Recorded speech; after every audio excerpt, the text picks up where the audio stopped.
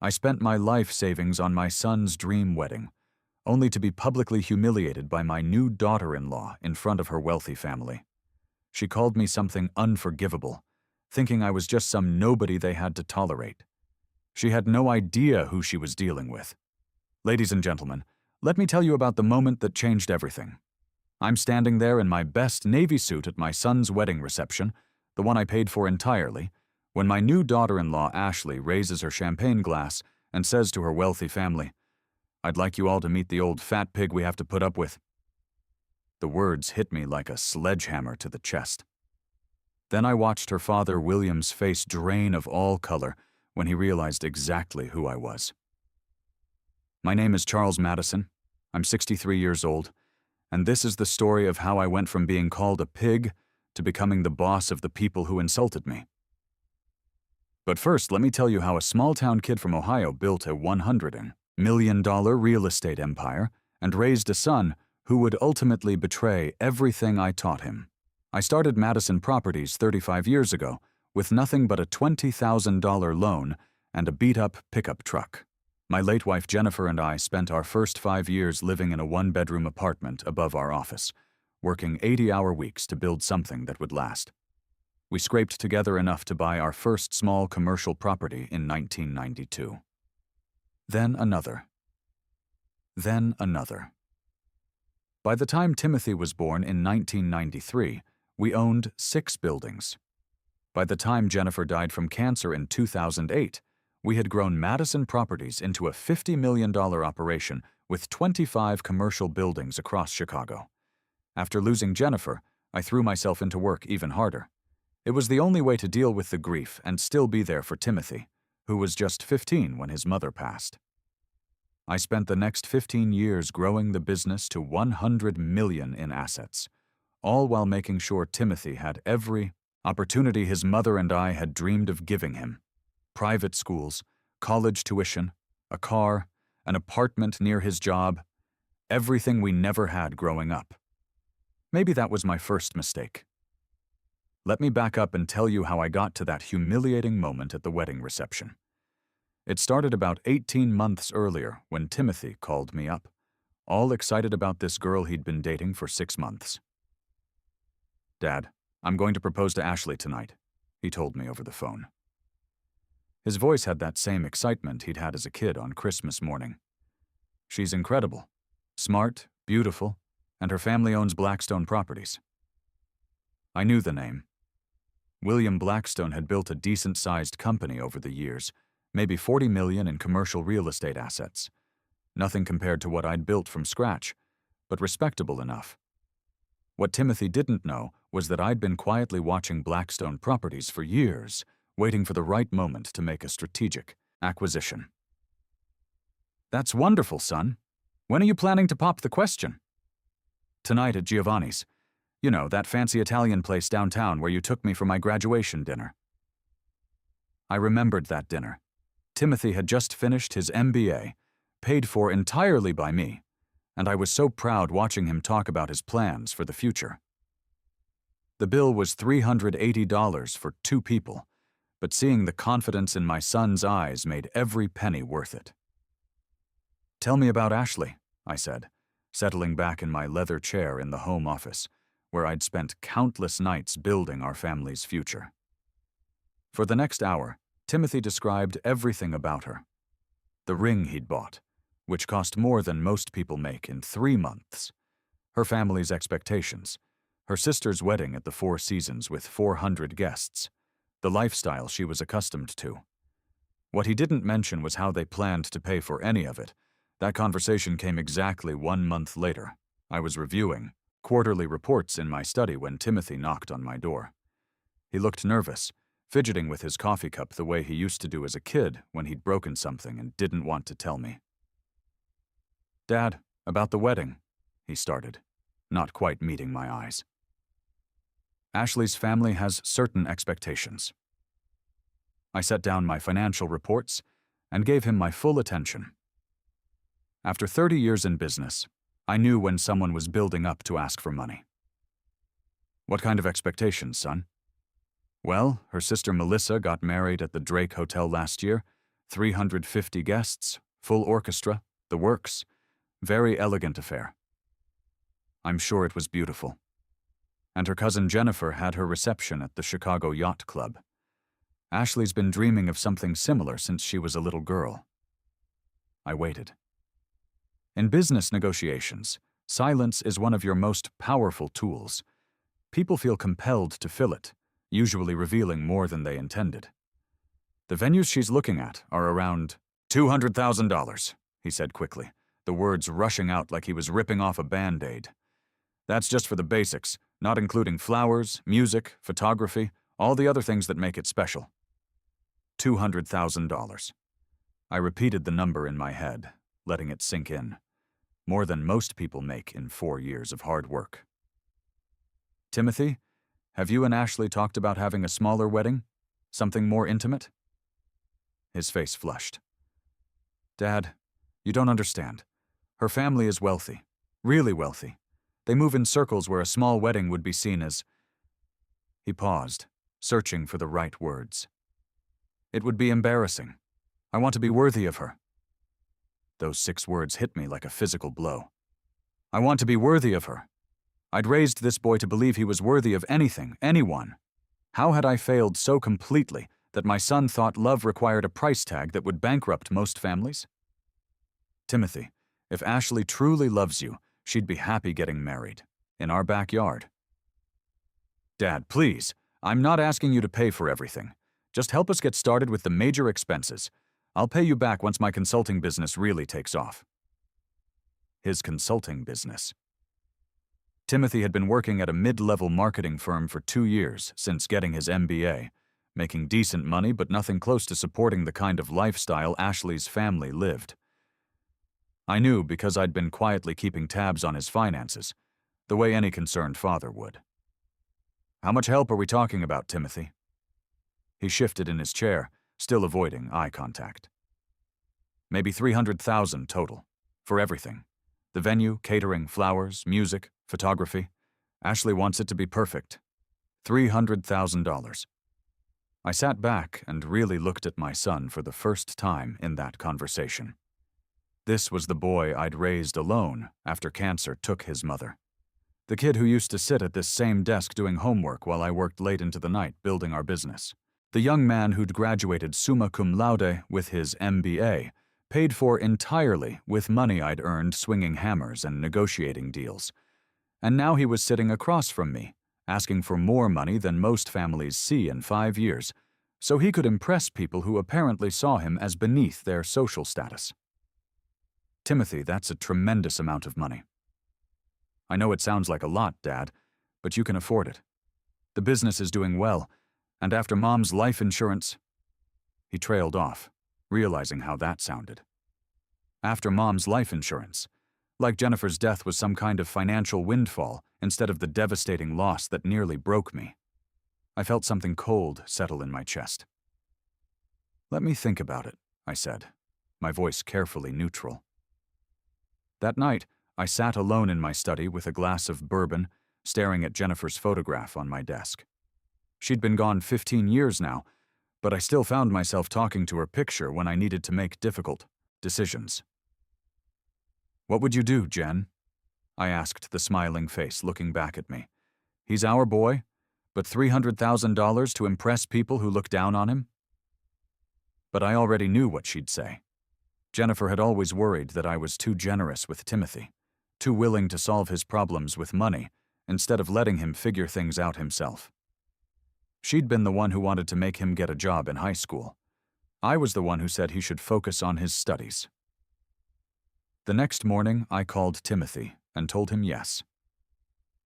Looking back now, I realized that single word was the beginning of the end of our relationship as I knew it. Because saying yes to that wedding wasn't just about money. It was about enabling a mindset that would ultimately destroy the respect between us. The next 8 months were a whirlwind of wedding planning that I watched from the sidelines, writing check after check. The venue at the Chicago Yacht Club, $45,000. The catering for 250 guests, $38,000. The flowers, designed by some hotshot florist Ashley found in a magazine, $12,000. The photographer who'd shot celebrities and socialites, $15,000. The string quartet for the ceremony and full band for the reception, another $20,000. Every time Timothy called with another expense, I said yes.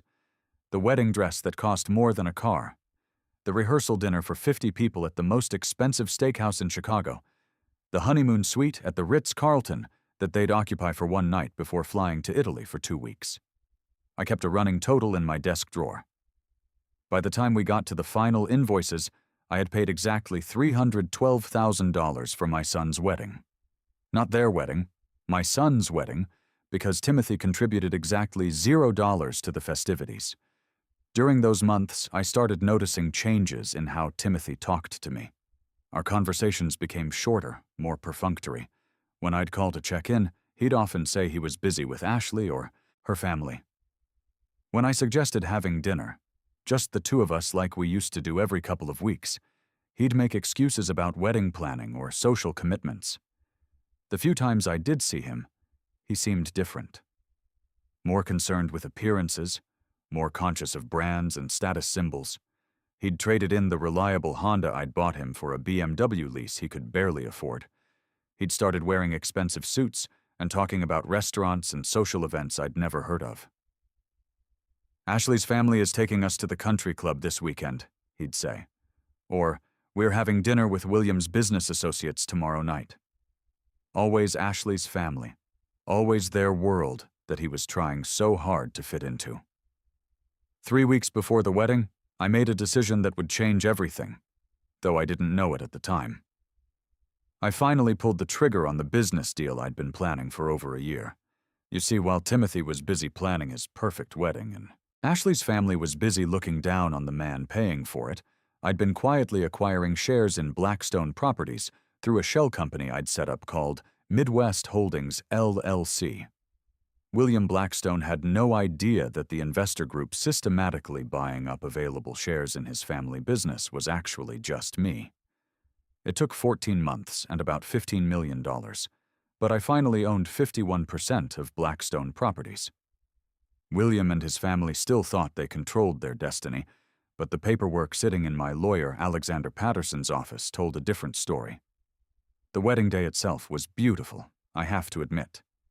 The Chicago Yacht Club looked magnificent with all those flowers and decorations.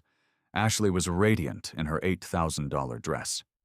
Timothy looked handsome in his custom tuxedo, wearing the same cufflinks his father had worn at our wedding 32 years earlier.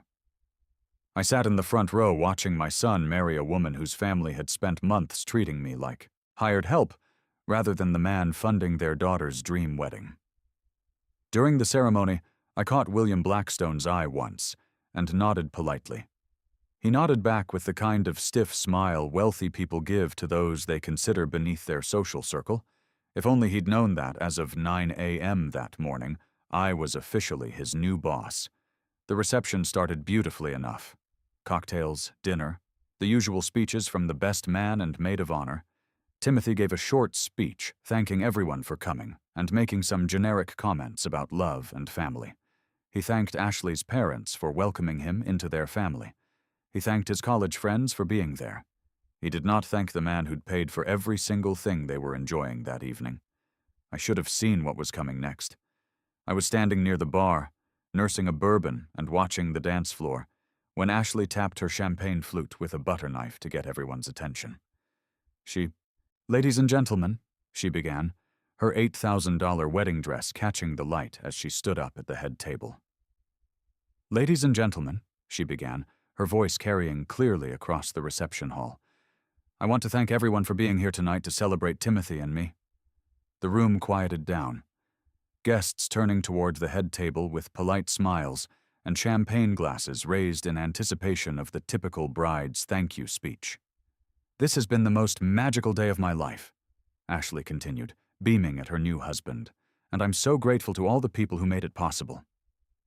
Here it comes, I thought.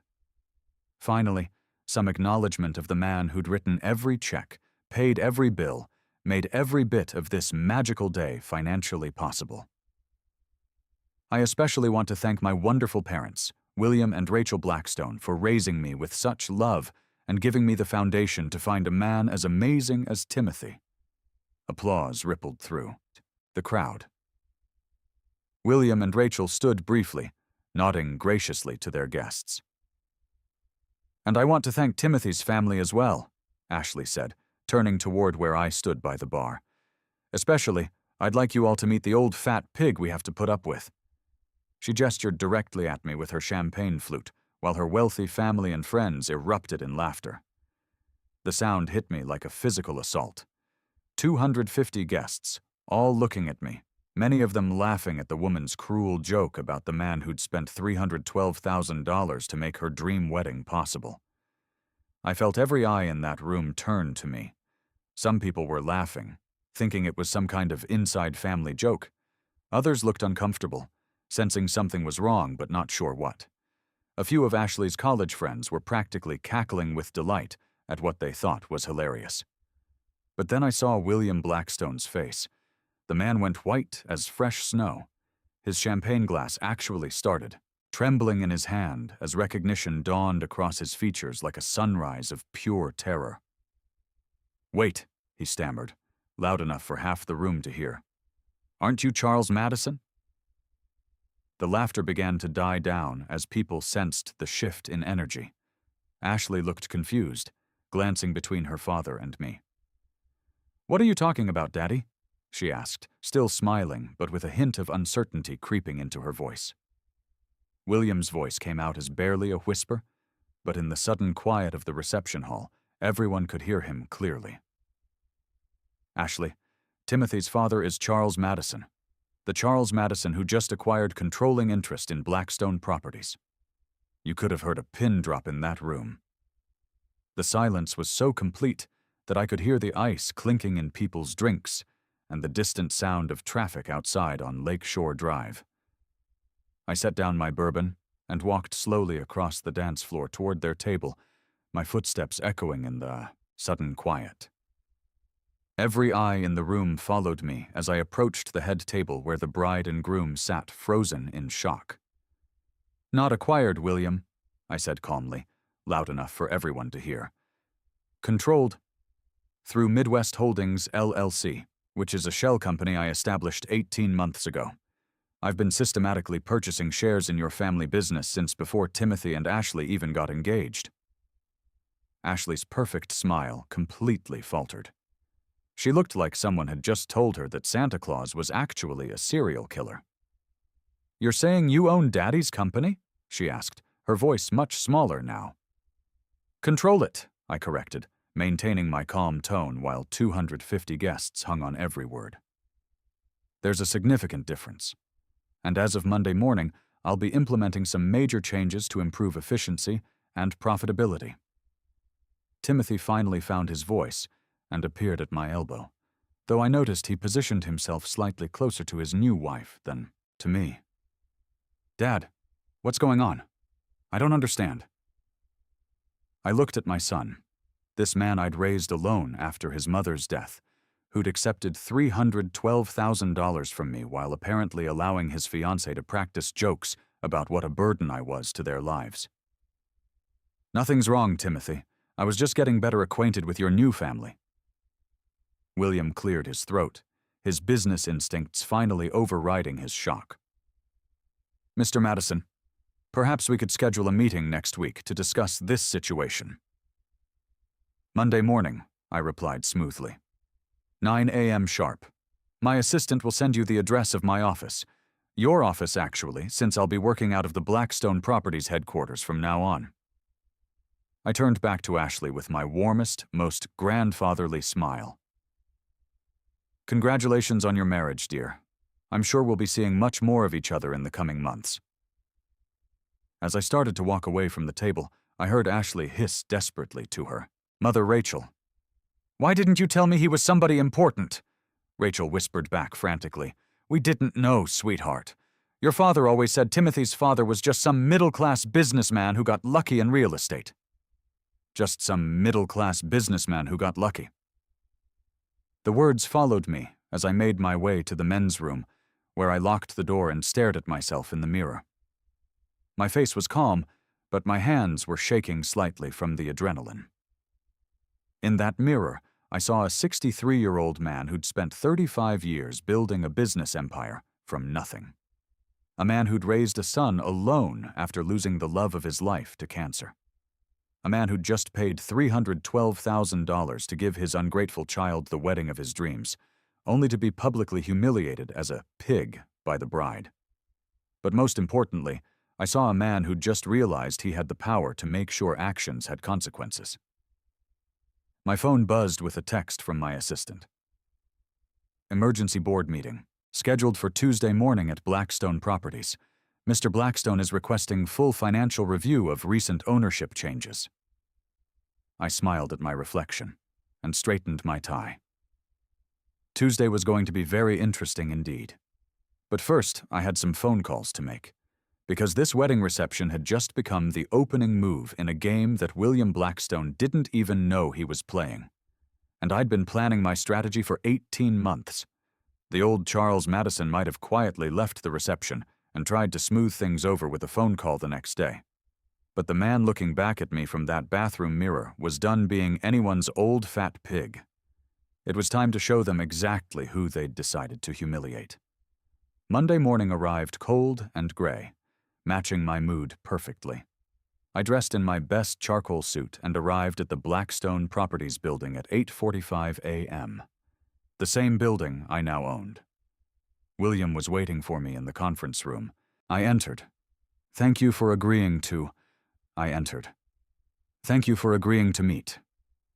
William, I took my seat at the head of the conference table. Let's be clear about something. This is my company now. You work for me. I opened my briefcase and laid out the legal documents proving my majority ownership, stock certificates, board resolutions, the works. As of last Friday, I control 51% of Blackstone Properties. Your family has been the minority partner for longer than you realized. William's hands actually shook as he reviewed the paperwork. This is impossible. This company has been in my family for 40 years. Your father was smart enough to take on investors when he needed capital to expand in 1984. I've been systematically acquiring those investor positions through shell companies for the past 18 months. What do you want? From us? William's voice cracked. First, a sincere apology from your daughter for her behavior Saturday night. Second, we're restructuring this entire operation. You've been charging below-market rents and carrying dead-weight employees for too long. Ashley didn't mean anything by that comment. She was nervous, overwhelmed by the wedding. William, your daughter practiced that insult. She called me a pig because she thought her family would find it entertaining. That tells me exactly what kind of person she is. By noon, my assistant had fielded 8 phone calls from various Blackstone family members, all panicking about their suddenly uncertain futures. But the real shock came Tuesday afternoon, when Timothy showed up at my office, looking absolutely destroyed. He was carrying a manila envelope and could barely make eye contact. Dad, we need to talk about something important. I gestured to the chair across from my desk. What's on your mind, son? I found something while going through old paperwork last night. Something that's going to change everything between us. He pushed the envelope toward me with trembling hands. Inside were bank statements, loan documents, and correspondence that made my blood run cold. Timothy had forged my signature on loan applications totaling $87,000 in personal debt, plus another $32,000 for his BMW lease. All of it secured using my name and credit rating without my knowledge or permission. Timothy, what am I looking at here? Evidence that I'm not just an ungrateful son, Dad. I'm also a criminal. The room started spinning slightly as I processed what he was telling me. You've been committing identity theft using my name? The consulting job I told you about? I was fired 6 months ago for falsifying expense reports. I've been living off these loans ever since, trying to keep up appearances until I could figure something out. $119,000 in fraudulent debt. My own son had been systematically stealing my identity to finance his lies while accepting another $312,000 for his wedding. And when you told Ashley I was controlling and manipulative, I was projecting my own behavior onto you because I couldn't face what I'd become." Tears were streaming down his face now. "I set you up to be humiliated because I was ashamed of needing your help while simultaneously resenting you for giving it." I called my lawyer, Alexander Patterson, immediately. 3 hours later, we sat in his office working out a legal solution that would avoid criminal charges while protecting my financial interests. "Charles will assume responsibility for all debts to protect his credit rating," Alexander explained to Timothy. "You'll sign confession documents and submit to a 5-year repayment plan. Every penny of your salary above basic living expenses goes to your father until this is resolved." "How long will that take?" Timothy asked quietly. "About 8 years, assuming you keep your new job at Blackstone. Properties?" "I have a job there?" I looked at my son with a mixture of disappointment and determination. "You start Monday as a junior associate, $45,000 per year. You'll earn every promotion through actual performance, not family connections." That afternoon, Ashley came to my office, her eyes red from crying. "Mr. Madison, I owe you more than an apology. You've been supporting Timothy financially for years, cleaning up his mistakes, and I repaid your generosity by calling you a pig in front of 250 people. What do you plan to do about your marriage, Ashley?" "I'm staying with my parents while I figure that out. Timothy lied to me about everything. His job, his finances, his character. I don't know who I actually married. That's probably wise. Take all the time you need." 6 months later, the transformation was complete. Blackstone Properties was running efficiently under my management, with rent increases that brought us $2.8 million in additional annual revenue.